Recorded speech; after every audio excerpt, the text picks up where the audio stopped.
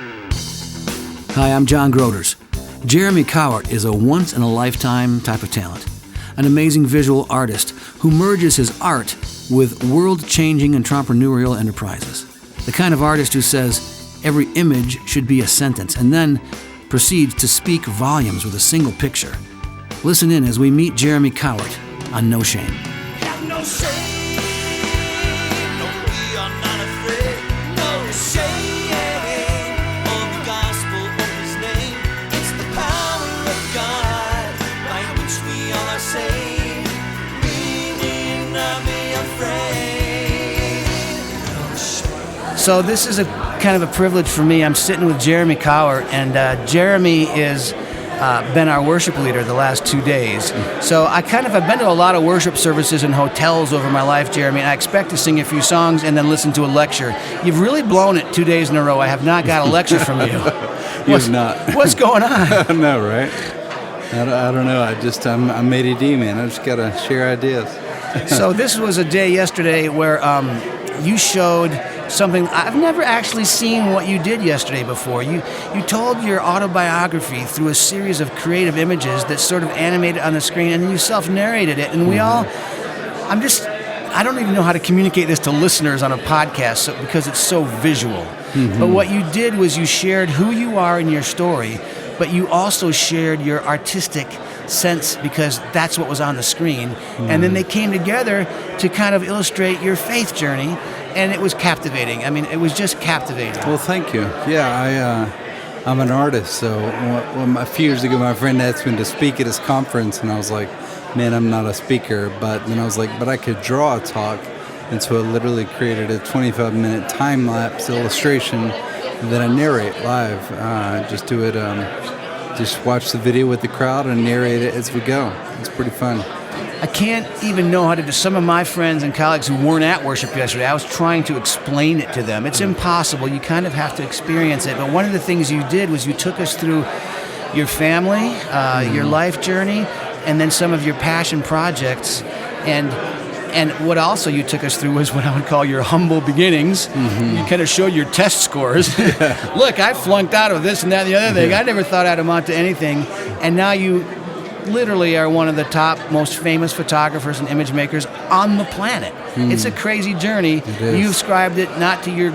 You ascribed it to... Well, where did you ascribe it to? You tell me. How do you explain that? Yeah, I don't know. I mean, I just make a habit of listening to God and trying to execute ideas and be a doer. Ultimately, I just try to keep doing things. A lot of them fail and don't work, but some of them work, and I just keep going. I wanted to ask you 20 questions about the specifics of your art. You know, all the photographers want to get at the how you did it, and you even made a quick comment at the end. You're shooting through projectors. Yeah. I would describe that you have broken outside of conventional molds. You talked about how you started working for ad agencies. Sometimes we have to do ad agency work. For a creative who's working for a corporate ad agency, how did that work for you? It didn't. Right?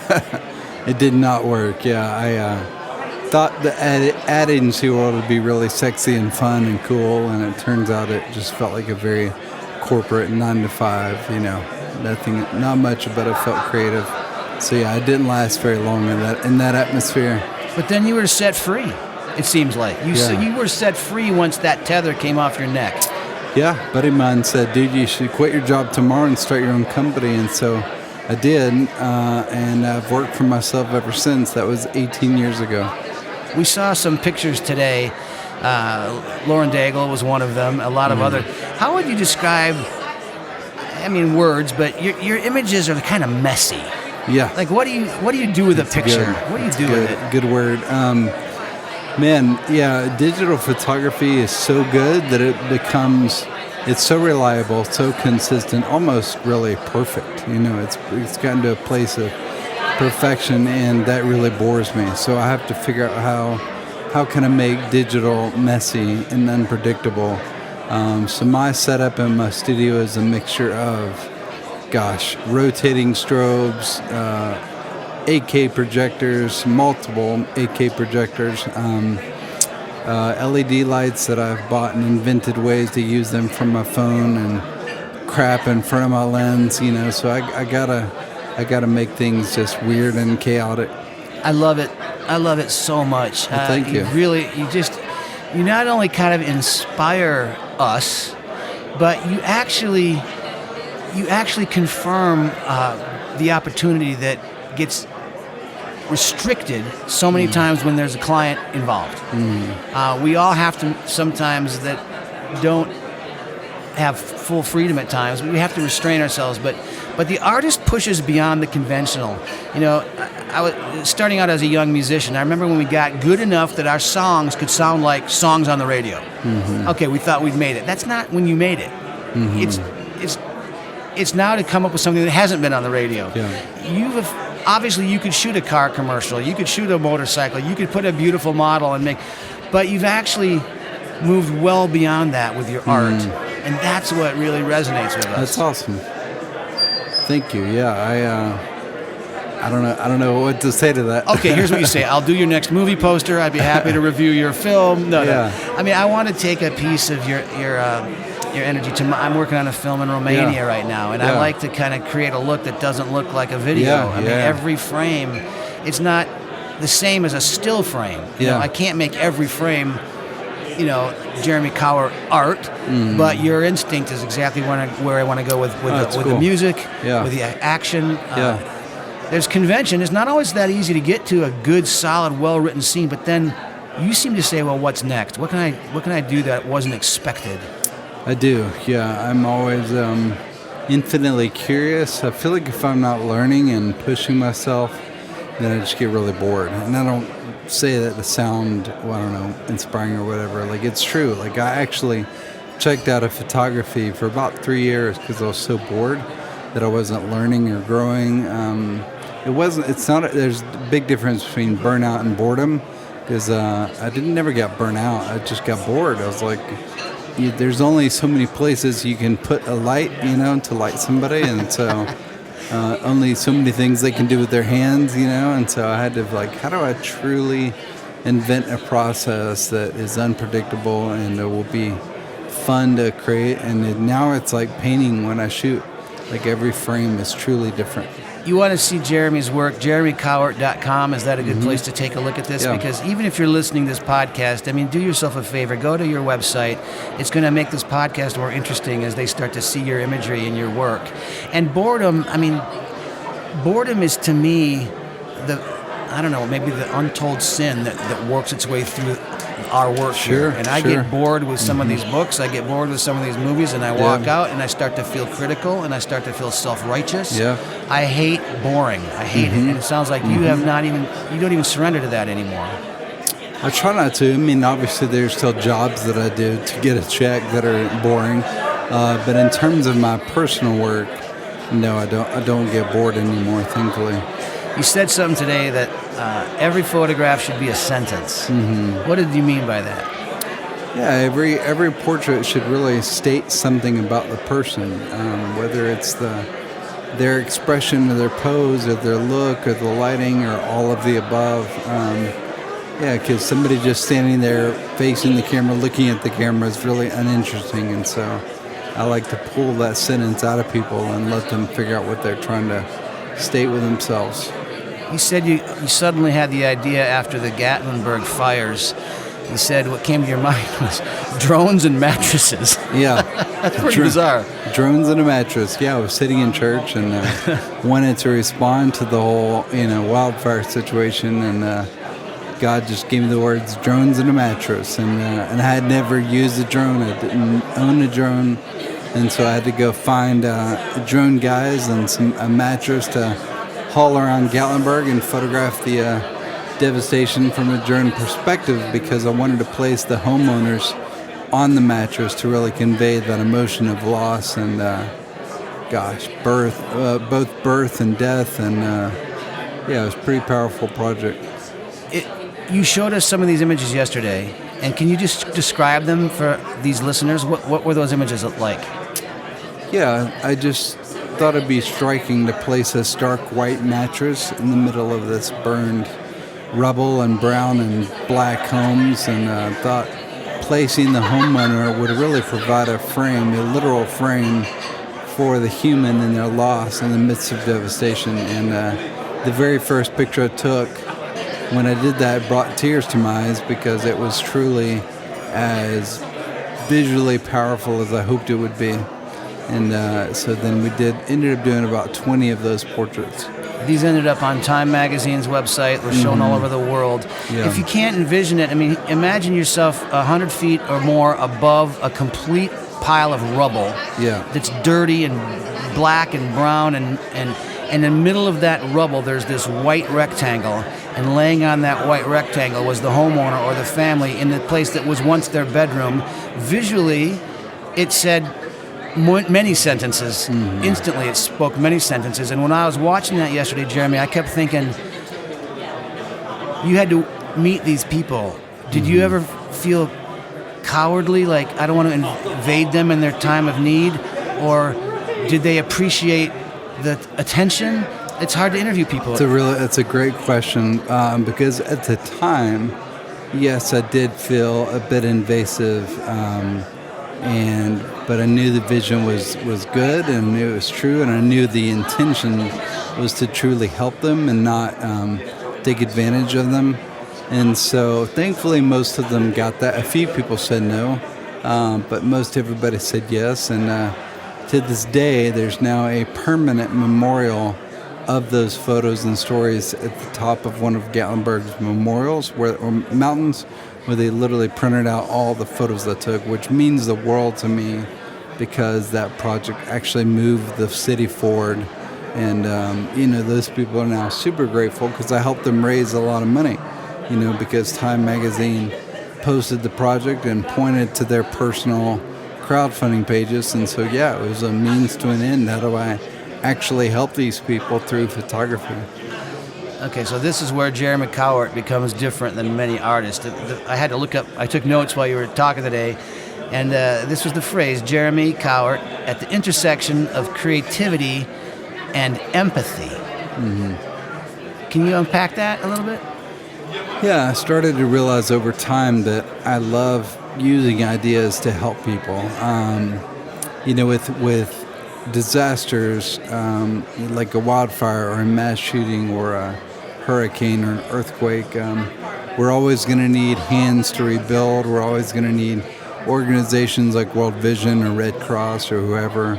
But one of the things we don't often put value in is new ideas and new creative thinking. How do we not just show up with cameras and tell the story, but really dig deep to tell the story in a humanizing way that the victims are grateful for and that actually move their lives forward, rather than just taking advantage of them and like disaster porn. Like it's right. We don't need more of that. We need ways to humanize them and help them. And so I love, I think Elon Musk is a perfect example of somebody who's like, okay, the Puerto Rico power grid is down. I'm just going to reinvent that as Tesla.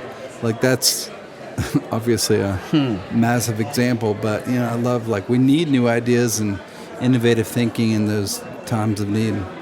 Well, in the area of photography, particularly what you did with Gatlinburg, what you do with the Help Project every year, you actually dignify people in a way that I imagine the work itself ends up feeling very good to people, even though at the time you might be saying it feels a little bit forced to set up lights, to have a person do a certain thing. You're kind of ordering them around in a way when we're shooting. But the best thing we can do, the best way we can repay them, in my opinion, is if the work itself is really good. Yeah. In the long run, they look back and they're like, look at this picture that Jeremy took of me and my family on this mattress. That's all we got out of that disaster. Yeah. We lost everything, but that was the beginning. In their case, and you turn it into a fundraiser, which is amazing. But tell me about is it called Help Portrait? Yep. Tell me about that. Yeah, it was an idea I had, 11 years ago now, to find people in need, take their portraits, print their portraits, and give it to them. And that's it. Let them enjoy their... Wait, that's not it. That's the end of the idea, but when you see the pictures, man, is that not it? It's like words don't do justice. Exactly. When you see the pictures, but more importantly, what the pictures mean to them, because so many people over the years have asked, why do people need people in need portraits, and it's like, well, why do you need to take a selfie? Why do you need to take pictures of yourself every day? People don't have ways of being dignified or remembering, or a lot of them don't have phones, and so to get a professionally lit portrait with hair and makeup and wardrobe and the whole deal. We've seen homeless people literally carrying their portraits 2 or 3 years later because it meant so much to them. We've had people get jobs using their portraits as their headshots, We've restored their dignity, they made them feel human, and it goes so far beyond just, here's a picture, Well, think about it. In eras gone by, if you wanted Rembrandt, the only people that could get their portrait painted by Rembrandt were kings and queens. Yeah. They were the only people who were worthy enough to have a beautiful image made of themselves. You're saying you're all worthy enough. Yeah. Jeremy, you are the Rembrandt of photography. There's nobody that's doing more interesting work in our era than you. You're taking your skill and then motivating others to say, let's dignify not just the royalty, but the homeless. Yeah. It's awesome, man. Thank you. It's a great privilege to meet you. And then you get out of the box. This is such a bad idea that you had, that you were going to become a hotel developer. Mm-hmm. I mean, an artist with ADD.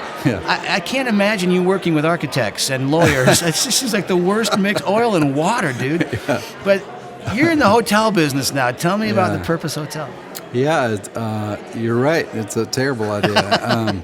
I had the idea 7 years ago to build a hotel where everything inside the building connected to a cause or nonprofit, to ultimately help people in need. And it was a crazy idea that I spent 3 years saying no to, and then I eventually decided to pursue it. And so now we're 4 years in and trying to build a hotel, and we're along the journey. It's hard, but it's amazing. I mean, every room is going to sponsor a child. The internet fee will fight human trafficking. The soaps and shampoos will come from places like Thistle Farms. The art will come from humanitarian artists. And that's 4 micro concepts out of about 50 that are included in the hotel. It's not a crazy idea. It is an Elon Musk idea. It wasn't that long ago that we just bought Folgers Coffee and Hills Brothers Coffee, and then we bought Starbucks Coffee, and then someone said maybe we could actually use coffee purchasing to help indigenous farmers in Colombia and places, and Cause Coffee became a really cool thing. Mm-hmm. We're drinking coffee anyway. Now we're helping sustainable agriculture. Hotels, we're staying in hotels right now. Well, you're not, you're from here, but all the rest of us are staying in hotels. You kind of figured out there's 30 days in a month. A compassion sponsorship is $30. What if $1 a day for every room in this massive Marriott hotel was sponsoring a child? Mm-hmm. Yep, exactly. Unbelievable. $1 a day. We're now staying in hotels, and we're providing education and basic food necessities for some kid in Eritrea. That's amazing.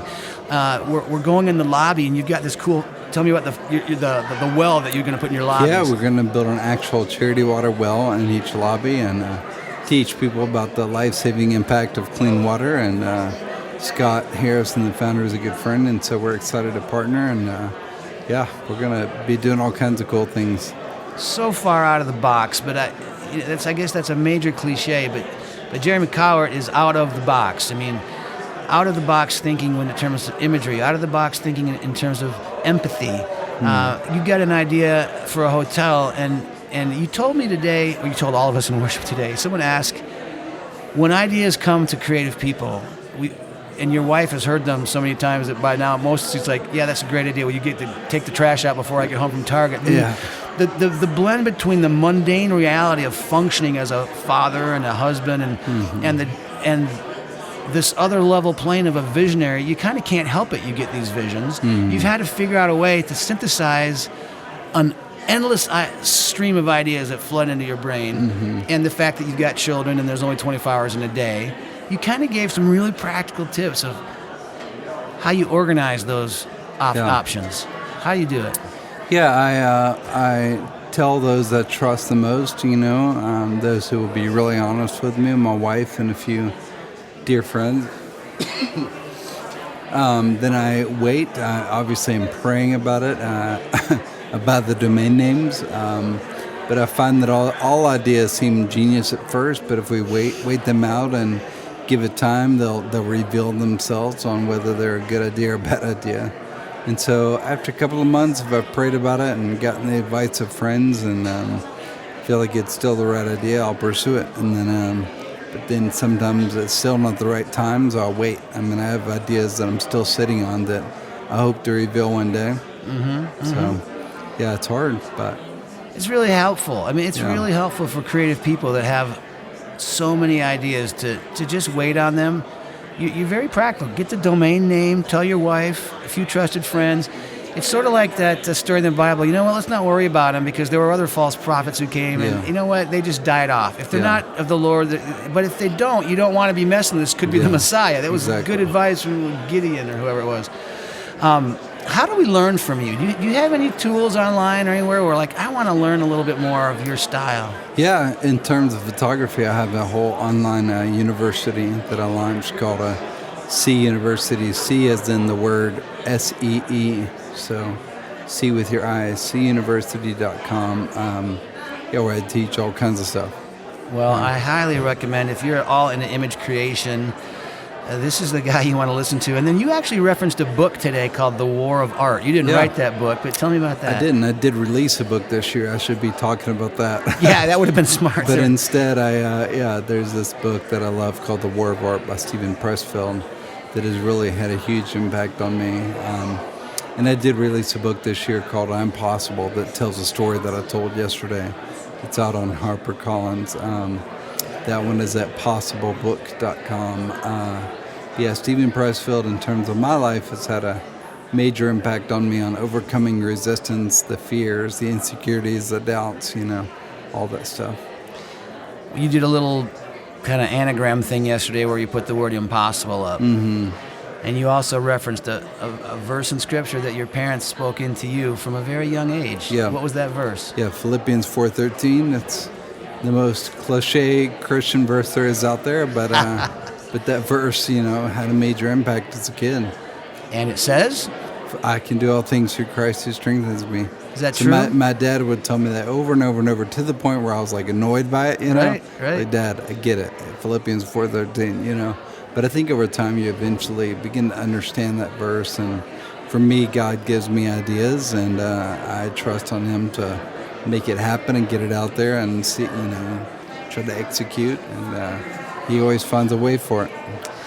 Well, Jeremy Cowart, he's got a photo shoot to get to. It's super nice of you to sit down and even chat with us. It was really nice of you to say yes to this invitation. Sure. I have never, ever been to morning worship in hotels, which was as creative and interesting and inspiring. You took that word impossible and you just broke it apart, and that's the name of your book. Yep, I'm possible. That's right. I can do all things through Christ who strengthens me. If that's just a cliche to you, then you're not paying attention. That's right. Jeremy Cowart is living proof. You wouldn't know that a kid that was told, he really couldn't cut it is now changing the world with his leadership, his art, his ideas, his faith, his empathy. I highly encourage you to check this stuff out. Just looking at images, it'll open your mind, and it'll inspire you to do better at whatever your job is. It doesn't matter if you're a truck driver, if you're an engineer, if you're a banker, if you're a school teacher, if you're doing homeschooling, whatever work you do, I think you can do all things. Yeah. It's a cliche, but I believe it. That's right. You're living Amen. proof. Yeah, thank Jeremy you. Cowart, thank you for your time. Sure, man. It's a thank you. Pleasure to meet Yeah, you. appreciate it. Have no shame, no, we are not afraid. No shame of the gospel of His name. It's the power of God by which we all are saved. We need not be afraid. No Shame is a weekly podcast where John Groders discusses life at the intersection of faith and culture with all kinds of interesting and inspiring guests. Subscribe to the podcast today by going to johngroders.com, select the podcast tab, and hit subscribe. Listen whenever you have time, but don't miss any of these life-giving conversations.